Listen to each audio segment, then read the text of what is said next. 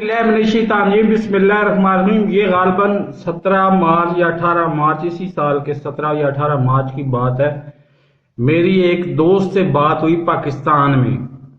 वो रहता है गेट नंबर 1 वाह फैक्ट्री में। उससे बातों बातों में चस्का तो मुझे भी होता है। मैंने पूछा कि जी मुर्गी का रेट क्या चल रहा है।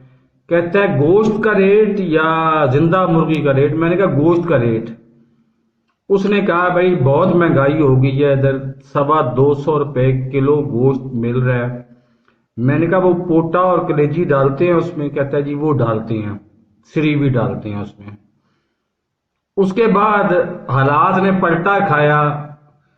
जनाब क्राइम मिनिस्टर साहब ने हलफ लिया, वो प्राइम मिनिस्टर बन गए। और उसके बाद उनका अनोखा लाडला जो आज भी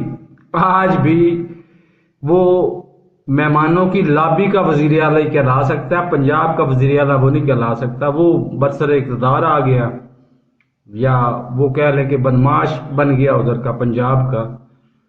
तो आज मुर्गी का रेट पता क्या है? 650 रुपए किलो। 650 रुपए किलो।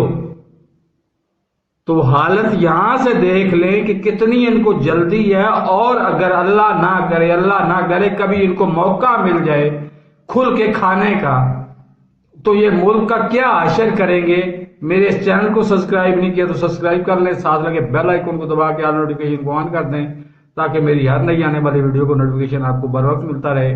अल्लाह हाफिज।